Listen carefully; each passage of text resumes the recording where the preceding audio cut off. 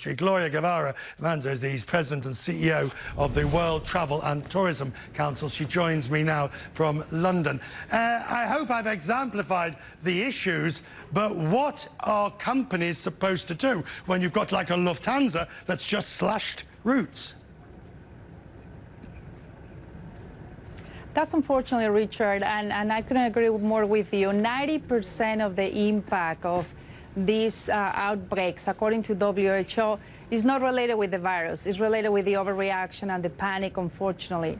If we look at the past experiences, for instance, in the case of H1N1 or the case of SARS, where we lost like $50 billion because of that outbreak, 90% was because of the panic and the overreaction.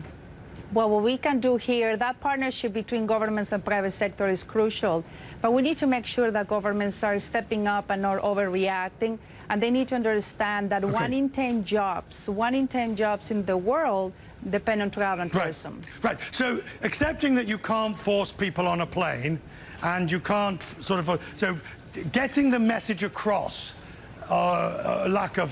lack of panic is not really something that you have much control over. What do you want governments to do? For instance, when you have somebody like Israel making such extreme measures that are draconian.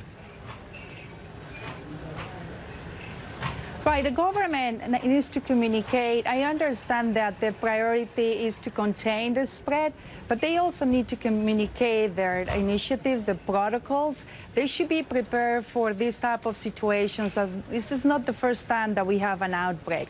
And what we ask the governments is to step up, because not only they need to assign some resources and in the future to help us with the recovery, but I think that they can help us to reduce the impact.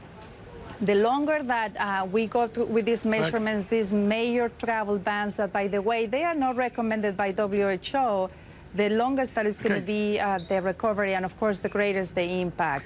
How worried are you for some of your members, which are the private sector?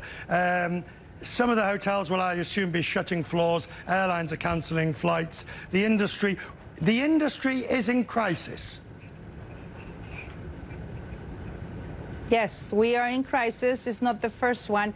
We're going to recover, but we need a lot of help here from the governments and from everyone to understand that we need to make decisions based on what we know.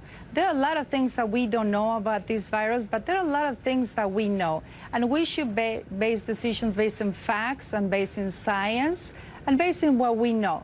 And what we know is that there's a group that is a vulnerable group that we need to protect, and we need to take care of that vulnerable group. But at the same time, we know what to do. This is not the first time that we have outbreaks. We have analyzed 11 outbreaks before, and we should learn from the past. And I'm not sure that the government, some of them are listening, and some of them are stepping up and helping us. So this is a solution. This is a problem that needs a solution from everyone, not only the private sector, because travel and tourism is impacting millions of people.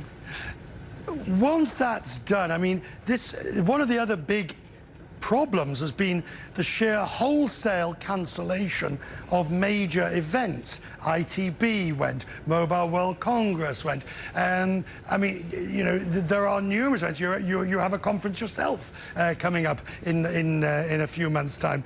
The decision on whether to cancel an event is a difficult one, and what advice would you give to people making that decision? Well, the advice that I give them is based in the experience that I had, for instance, firsthand in H1N1 in Mexico, and what we have learned from past experiences. In the case of the events that they are canceling, they need to look at the facts, they need to look at where the people are coming from, and don't rush to cancel or make decisions that later will have a domino effect. Our summit, for instance, is still on. It's planned to be, as you know, end of April. It's too soon to make a decision. We're monitoring what is going on, and we're looking at what is happening in the rest of the world. But we're hoping to host that summit and to start the recovery in April. But here, as I say, we need to make sure that we don't overreact, because as WHO has said multiple times, 90% of the impact is based on that. And when your conference goes ahead, be it at the end of April or whenever, I will be there. Looking forward to it. Thank you very much indeed.